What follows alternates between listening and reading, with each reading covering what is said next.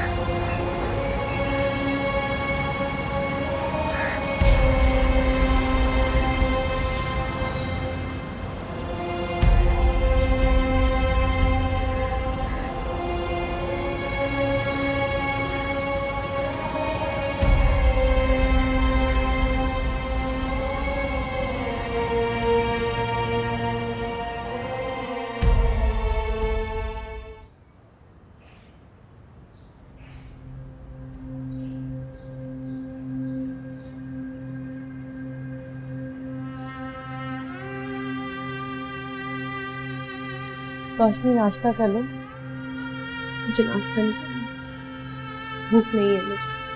देखो रोशनी, मैं मानती हूँ जो हो रहा है वो सब गलत है, हम सब बहुत दुखी हैं, लेकिन इस तरह खाना पीना छोड़ देने से सब ठीक नहीं हो जाता। ये सब मेरी वजह से हुआ है अम्मी, आप लोगों से बदगुमान मेरी वजह से हुई है। काश मैं ये शादी ना करती।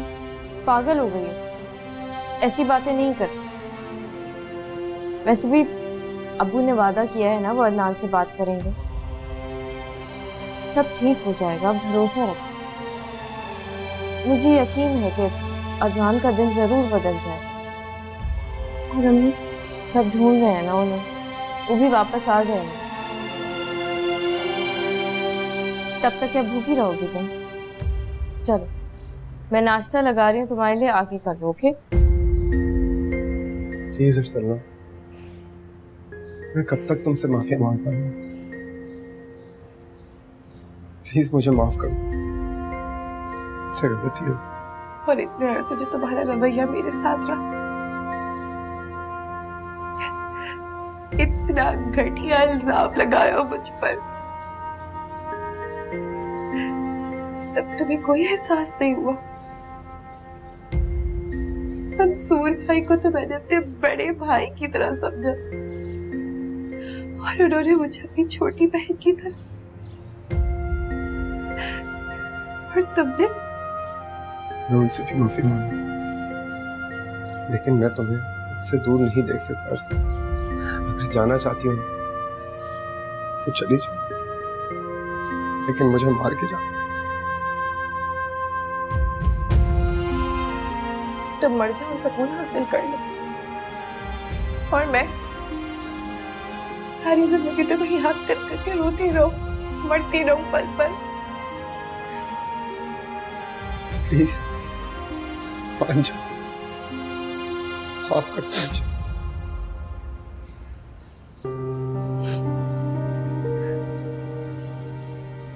ठीक है, माफ किया तुम्हें। Thank you, thank you. मैं नहीं पता तुमने मेरी कितनी बड़ी टेंशन खत्म कर दी। नहीं तो रही, टेंशन अभी बाकी है। हमने अम्मी को ढूंढना है, अम्मी के बगैर इसका कोई मसला हल नहीं हो सकता।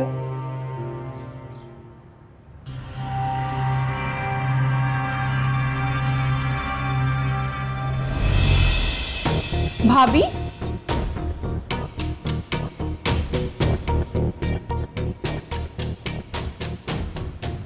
हर जगह छान मारा यार, कुछ पता नहीं चल रहा उसका। किसी रिश्तेदार की घर होती तो पता चल जाता, लेकिन किसी को खबर ही नहीं। घर पे अम्मी और उजाला भी बहुत परेशान, और आंटी का मोबाइल फोन भी ऑफ। दानिश भी सुबह से ढूंढने निकला हुआ है, पता नहीं कहाँ चली गई। गुस्से के अंदर सारे घर को परेशान करके रख दिया कल से। उजाला तो ठीक है, कोई प्रॉब्लम तो नहीं घर में? अंकल मैं भी उस दिन के लिए बहुत शर्मिंदा हूँ। एक्चुअली उजाला की बदतमीजी ने मेरा दिमाग खराब कर दिया, वरना मैं कभी उसके ऊपर हाथ नहीं उठाता। ये औरत जात चीज ही ऐसी भाई, लाख समझाओ लेकिन मर्द की बात समझ नहीं आती उसे। अब मर्द पागल है ना, जो हाथ उठाएगा उस पर। अंकल अभी आप प्लीज उजाला की फिक्र मत कीजिए। आप बताइए आंटी को कैसे ढूंढें? क्या ख्याल है आपका, पुलिस में रिपोर्ट करें? नहीं नहीं यार नहीं, ये थाने कचहरी के चक्कर में ना पड़ो भाई, अपने तौर पे कोशिश करते हैं, इंशाल्लाह ढूंढ लेंगे उसे। तुम घर जाओ, मैं ढूंढ के आता हूँ उसे। जी अंकल, अल्लाह हाफिज। हाँ दानिश, कुछ पता चला तुम्हारी अम्मी का? क्या?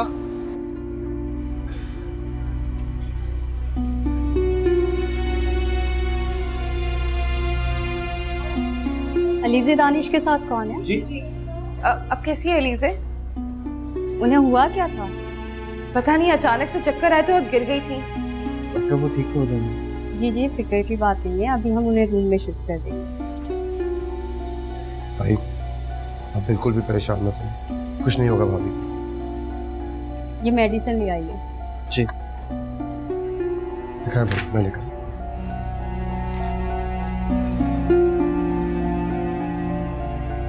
अंश भाई, अम्मी का कुछ पता चला?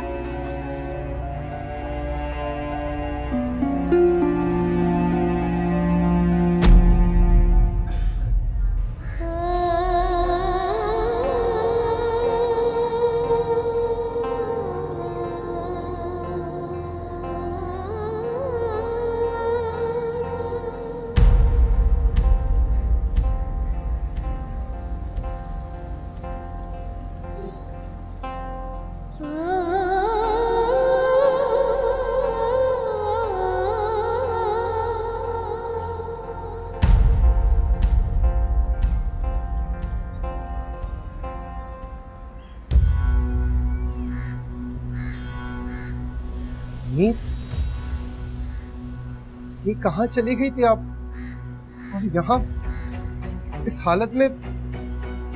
खुदा का शुक्र है मिल गई आप। वो पापा भाई ने कहाँ कहाँ नहीं ढूंढा अम्मी। कौन हो तुम? मैं नहीं जानती तुम्हें। दीदी क्या हो गया आपको? तुरैन का बेटा। हटो सामने से। अम्मी क्या हो गया आपको अम्मी?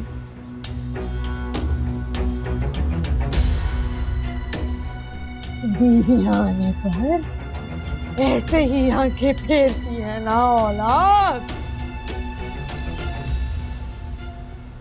खुदा के लिए अम्मी, नहीं खुदा के लिए रुक जाए अम्मी।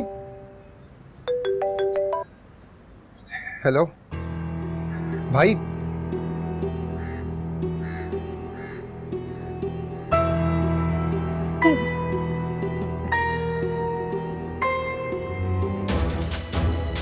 अम्मी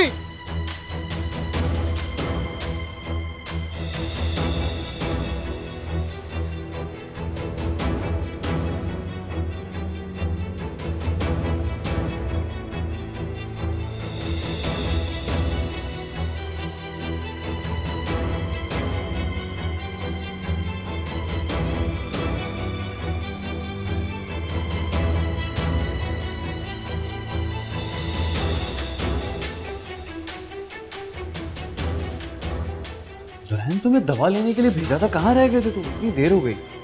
भाई मैं दवाई लेने गया था, लेकिन बाहर मुझे अम्मी नजर आ गई। अम्मी कहाँ है अम्मी? भाई मैंने बहुत ढूंढा उन्हें, मैंने लोगों से भी पूछा, लेकिन वो मुझे नहीं मिली। क्या मतलब नहीं हुई? भाई बाहर ही थी, मैं उन्हें देखकर उनके पीछे भी गया, लेकिन फिर वो गायब हो गई। तुम्हें कोई गलत फहमी हुई होगी, अम्मी यहाँ कैसे आएंगी? भाई ऐसा कैसे हो सकता है कि मैं अम्मी को ना पहचानूं? अम्मी ही थी और बीमार नजर आ रही थी। दुल्हन हमें चलकर उन्हें ढूंढना चाहिए, चलो। भाई मैंने बहुत ढूंढा है, ये दवाइयाँ लें और जाकर भाभी के पास बैठे, उनको आपकी जरूरत है। मैं देखता हूँ, प्लीज।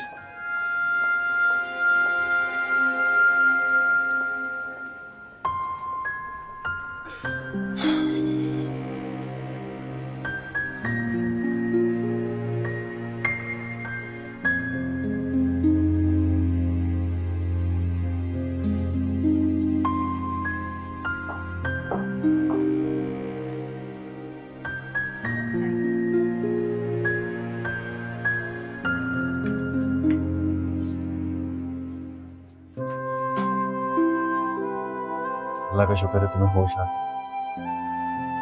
मुझे हुआ क्या था? नहीं, चक्कर आया और गिर गई, समझ में नहीं आया।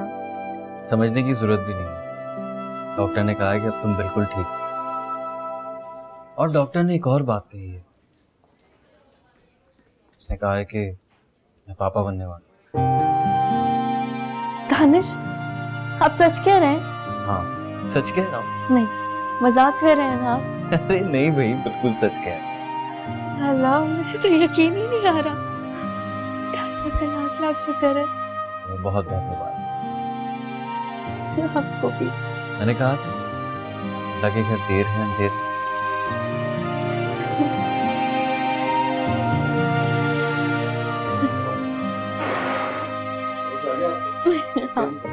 अरे तुम्हारी भाभी बिल्कुल ठीक है, कुछ नहीं हुआ है। और तुम इतने उदास क्यों हो? तुम चाचा बनने वाले हो। क्या? और अर्सलना चाची। वाकई आप सच कह रहे दानिश भाई? अलीज़े, ये तो बहुत ही खुशी की बात है भाई। हैप्पी भाभी, कांग्रेचुलेशन। दानिश भाई आपको भी बहुत बहुत मुबारक हो। क्यों? भाई मैं गया, मैं मिठाई लेकर आया। अरे नहीं भाई, इतना जज्बाती होने की जरूरत नहीं है। घर जाएंगे, सबके साथ आराम से मिठाई खाएंगे। मैंने अब्बू को कॉल की थी, वो आ रहे थे हॉस्पिटल की तरफ। मैंने कहा सब ठीक है तो रास्ते से ही वापस चले गए। लेकिन दानिश भाई, इतनी बड़ी खुशखबरी तो हमें सबसे पहले पापा को सुनानी चाहिए थी। हाँ बिल्कुल, लेकिन मैं चाहता हूँ कि उन्हें हम सरप्राइज दें। क्यों अलीज़े? अम्मी का कुछ पता चला?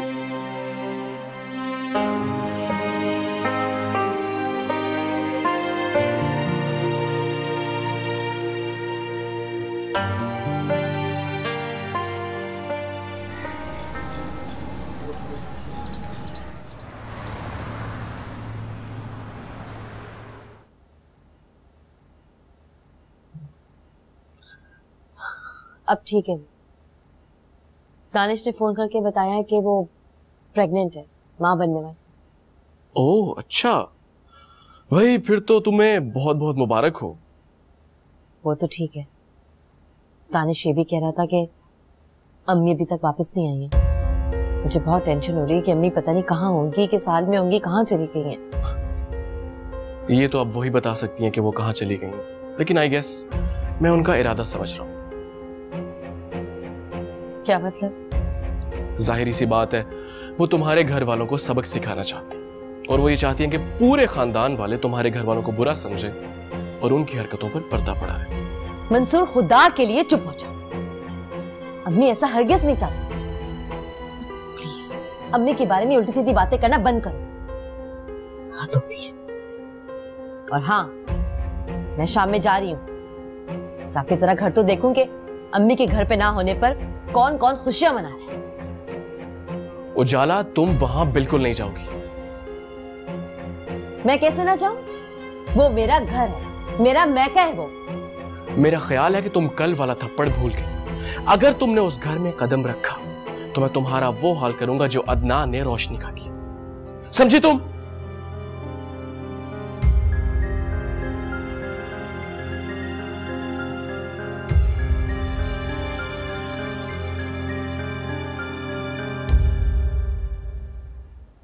पापा आपको बहुत बहुत मुबारक हो, आप दादा बनने वाले हैं। हाँ भाई, आप लोगों को भी बहुत बहुत मुबारक हो। खुदा खुदा घर के इस घर में खुशियों की खबरें आनी चाहिए। जी अब्बू, इन हालात में तो वाकई ये खुशी की खबर है। हाँ भाई, अल्लाह बस इसी तरह रहमतें बरसाता रहे इस घर में। आमीन। लेकिन यार, ये बात मिठाई वाली थी और तुम लोग खाली हाथ आ गए। अब्बू, हम तो मिठाई लेकर आने वाले थे, लेकिन ये अलीज़े है ना, इसने कहा कि मिठाई नहीं लेते। जी अब्बू, मैंने ही मना किया था दानिश। मैं चाहती हूँ कि अम्मी जब आ जाए तो सबसे पहले उनका मुंह मीठा कराया जाए। उनके बगैर तो ये खुशखबरी अधूरी सी है। अच्छी बात। काश सलीमा को एहसास हो जाए कि इस घर की खुशियां उसके बगैर कितनी थी। काश मैं उसके दिल से तुम दोनों के खिलाफ जो बदगुमानियां हैं वो मिटा सकता। काश उसे ये पता चल जाता कि उसकी बहुएं भी उसी की तरह इस घर की खुशियां चाहती। पापा क्यों ना हम थाने में जाके अम्मी की गुमशुदगी की रिपोर्ट लिखवा दें, कम से कम इस तरह से उनका पता तो चल जाएगा। नहीं बेटा नहीं, मैं नहीं चाहता कि इस घर का मामला पुलिस तक जाए। पुलिस 10 सवाल पूछेगी भी, कौन सर खपाएगा उनके साथ। मगर अब्बू, आज हॉस्पिटल वाले वाकये के बाद मुझे नहीं लगता कि अम्मी वापस आएगी बेटा, जरूर है।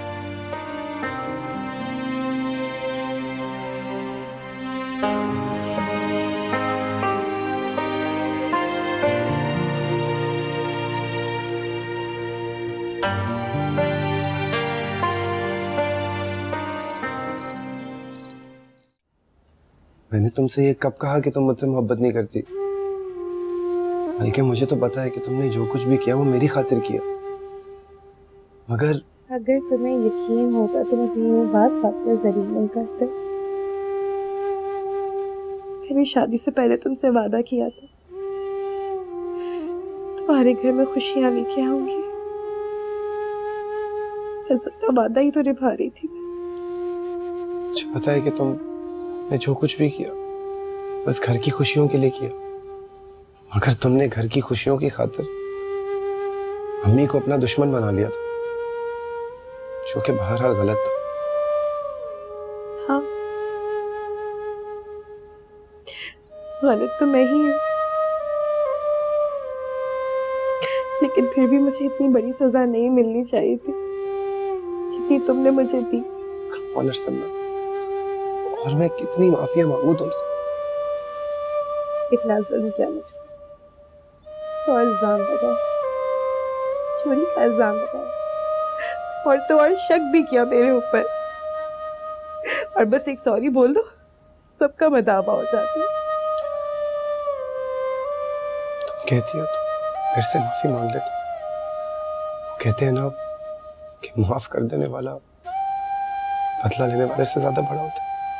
घर में वैसे इतनी परेशानी है, कम से कम हमारे दरमियान में से तो ये टेंशन खत्म करो। प्लीज अरसन्ना, मेरी तरफ से अपना दिल साफ कर लो प्लीज। मुझे यकीन नहीं आता दुर्रन, प्यार करने के बावजूद भी तुमने ये सब किया मेरे साथ। वो सब याद आते थे, रोना आ जाता।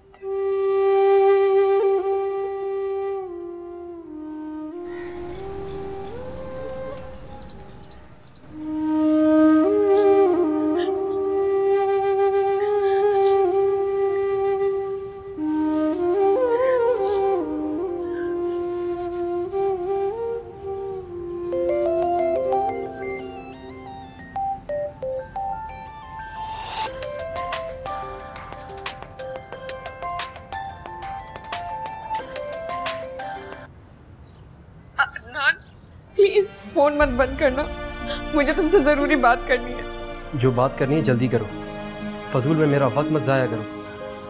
अदनान, अदनान मैं घर वापस आना चाहती हूँ, प्लीज।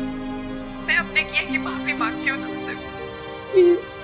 तुम तो मुझसे बहुत प्यार करते थे ना, तो फिर अब इतनी नफरत क्यों करते हो?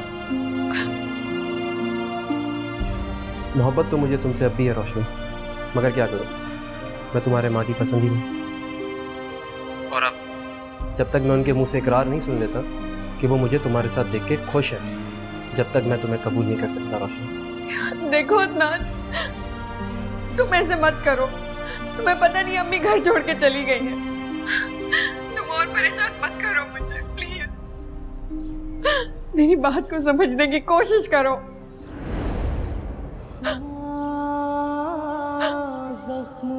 अदनान, हेलो अदनान, कोई आके जख्मों को छेड़े, क्या मैं बताऊं रब्बा, जितनी सांसें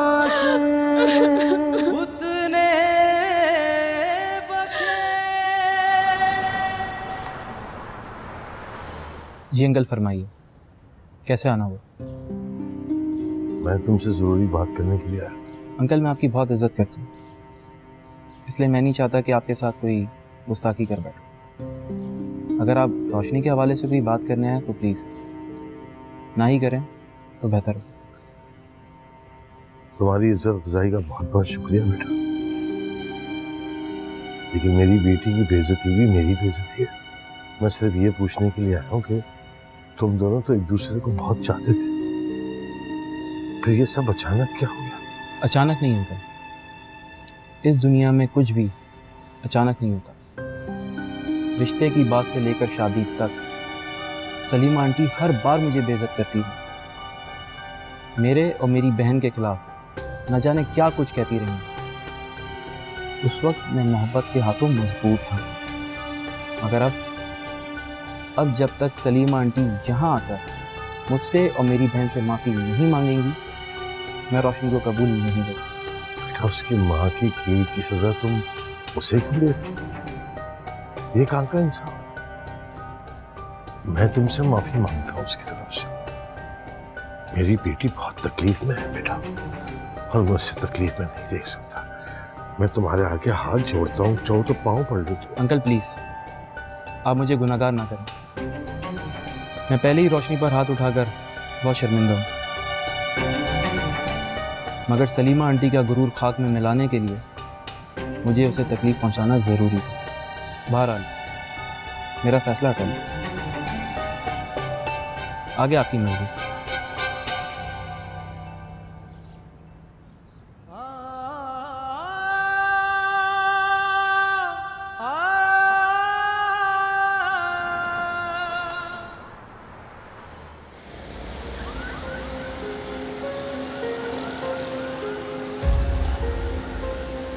ये कैसे महिलाल में खड़ा किया मुझे तो ठीक है। एक तरफ बेटी का घर बर्बाद हो रहा है और दूसरी तरफ मेरा अपना घर। अगर सलीमा उस बेवकूफ को फिक्र है तो बस अपनी, काश वो सामने होती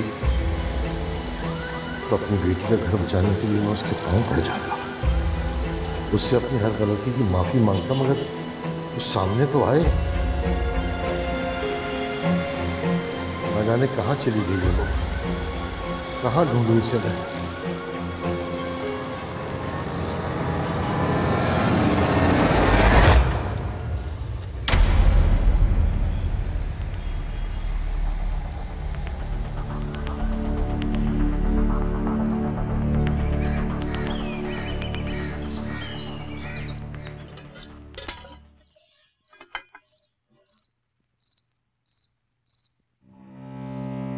जाने कहाँ गई होगी? अगर कहीं जाना था तो मेरे घर ही आ जाती। भला बताओ, ऐसी जवान औलाद का क्या फायदा जो माँ इस उम्र में दर बदर फिरे। आग लगे ऐसी औलाद को तो।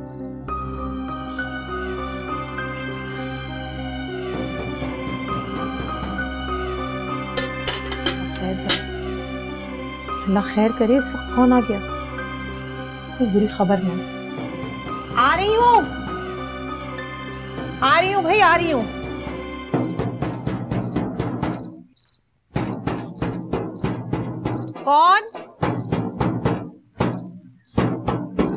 कौन है?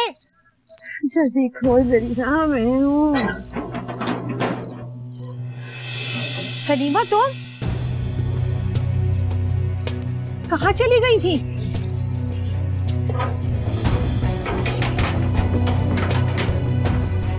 सलीमा, सलीमा, सलीमा क्या हुआ? सलीमा, आंखें खोलो। सलीमा, क्या हुआ है? सलीमा, सलीमा, आंखें खोलो, क्या हुआ? ओए, क्या बताऊं यार, मोड़ काटते हुए अंधे गाड़ी वाले को नजर ही नहीं आया, टक्कर मार दी उसने।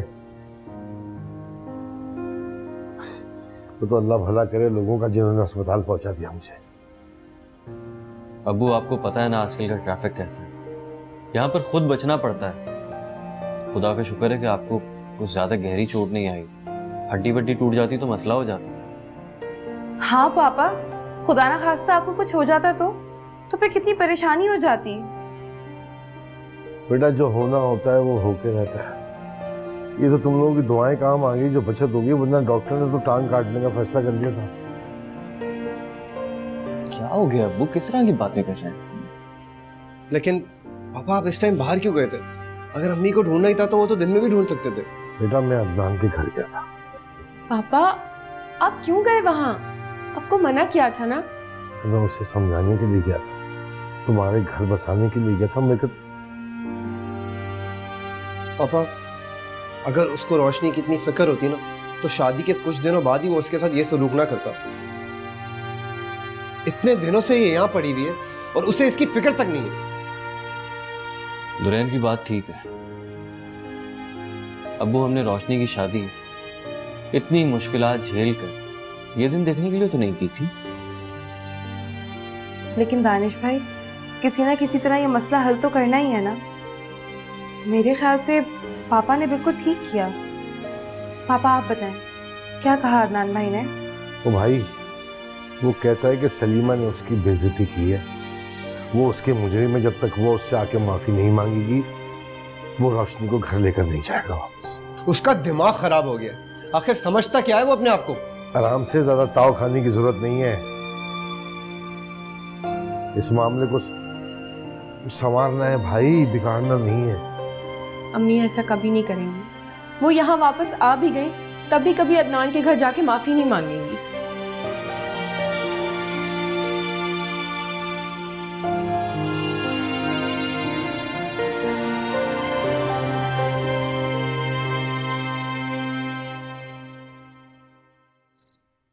सलीमा कहाँ चली गई थी? और ये क्या हशर कर लिया है तुमने अपना?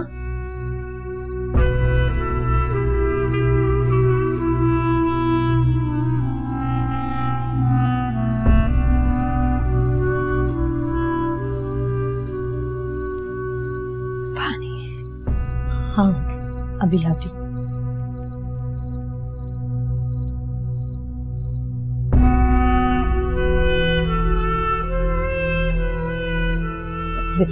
पियो।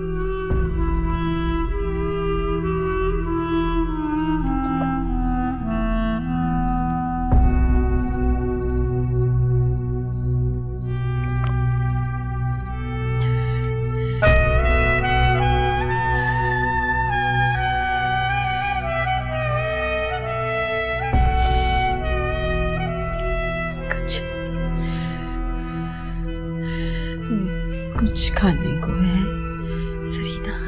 हाँ हाँ, क्यों नहीं। ऐसा लग रहा है सड़कों पर मारी मारी फिरी हो तुम।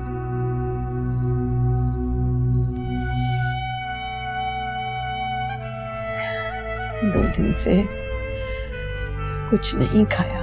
क्यों? पैसे नहीं थे तुम्हारे पास? वैसे थे पर ख्याल ही नहीं आया। ऐसा क्या हो गया था सलीमा? तुम क्यों घर छोड़ के चली गई? तो और क्या करती मैं? कोई रास्ता छोड़ा था उन लोगों ने। आज दूसरा दिन है।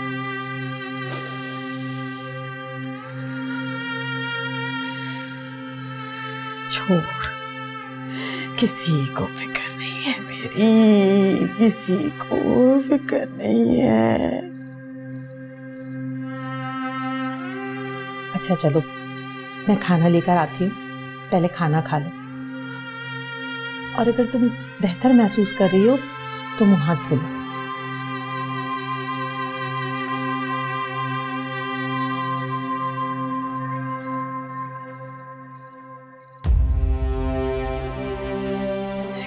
बताना नहीं है सरीना, किसी को नहीं बताना कि मैं यहाँ हूँ।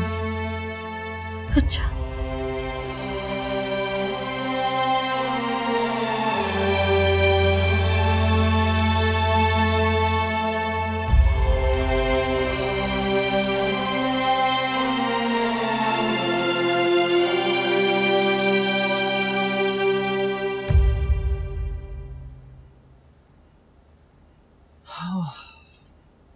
क्या हुआ?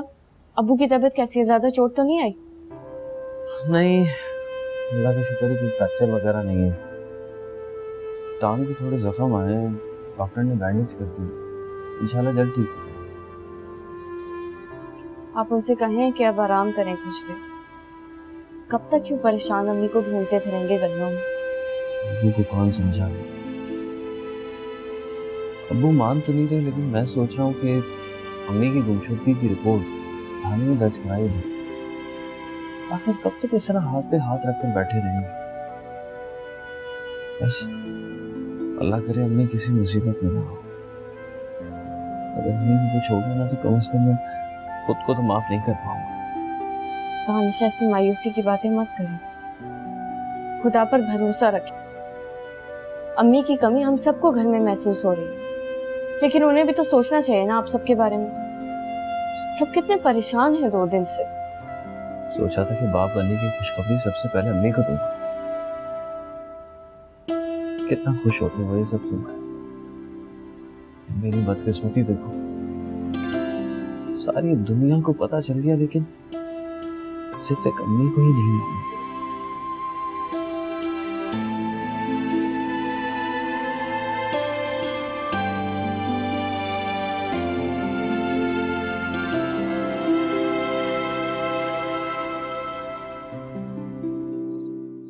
क्या जरूरत थी इस तरह सड़कों पर घूमने की सलीमा? पहले यहीं आ जाती। मेरे घर के दरवाजे तो हमेशा खुले हैं ना तुम्हारे लिए।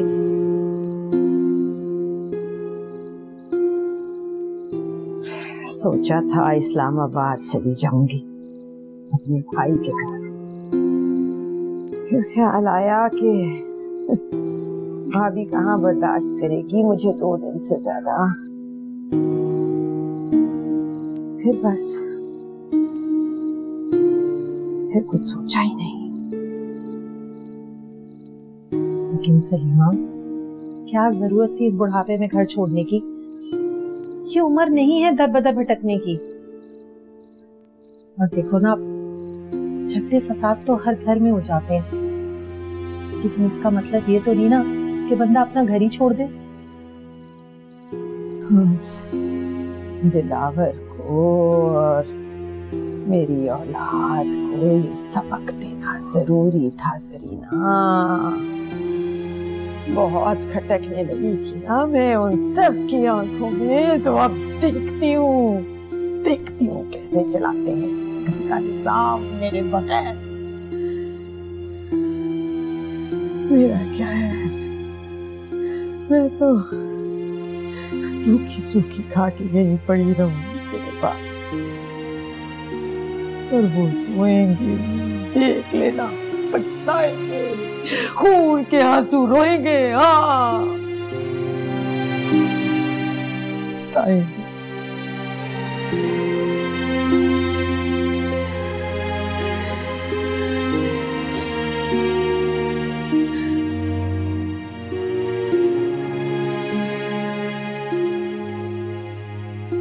आखिर कब तक सलीमा वो लोग तुम्हें पागलों की तरह ढूंढते फिर रहे हैं?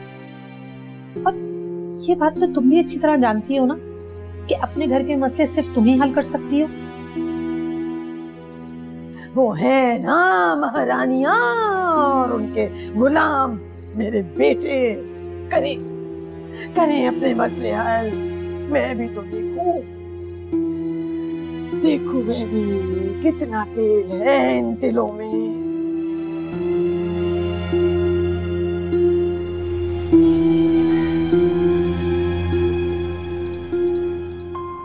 औरत ऐसी बिला वजह घर नहीं छोड़, और वो भी इस उम्र। बेटा जरूर कोई ना कोई बात हुई। अम्मी सलीमा आंटी का मिजाज कैसा है ये आप अच्छी तरह से जानते। ये सिर्फ उनकी जिद है और वो अपनी जिद में किसी भी हद तक जाने को तैयार है। वरना इतने अच्छे बेटे हैं उनकी, इतनी अच्छी बहुएं हैं उनकी, मगर वो समझने को तैयार ही नहीं। रहने दो मंसूर, क्या खाक अच्छे 24 घंटे तो अपनी बीवियों के घुटनों तले बैठे रहते हैं, पलट के ये भी नहीं देखते कि माँ जिंदा भी है या नहीं। ऐसी बात नहीं है उजाला, बस शादी के बाद बेटों की जिम्मेदारियां बढ़ जाती हैं। ये माओं को भी सोचना चाहिए कि बेटे उस तरह से माओ के पास नहीं बैठ सकते। क्यों अम्मी? मंसूर आपके साथ नहीं बैठते? अच्छा, कितनी देर? अगर मैं ज्यादा वक्त अम्मी के पास बैठ जाऊं तो तुम्हारा मूड खराब हो जाता है। अब ऐसा भी नहीं है मंसूर, जब अम्मी की तबीयत खराब होती है तो तुम सारी सारी रात अम्मी के साथ बैठते हो। मैं तो उफ तक नहीं करती। तो बहू, मैं तो कहूंगी कि ये तो बेटों को सोचना चाहिए। हाँ बहू, तुम बिल्कुल ठीक कह रही हो। ये तो बेटों को सोचना चाहिए। खैर छोड़ो, ये बताओ सलीमा बहन का पता चला या नहीं? नहीं अम्मी, अभी कुछ नहीं पता चला और मुझे लगता है कि वो वापस आना भी नहीं चाहिए। ये क्या फजूल बात कर रहे हैं? गुस्से में थी अम्मी, गई होंगी किसी रिश्तेदार के घर पर।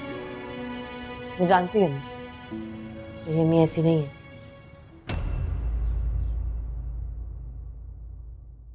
जिंदगी गम नहीं,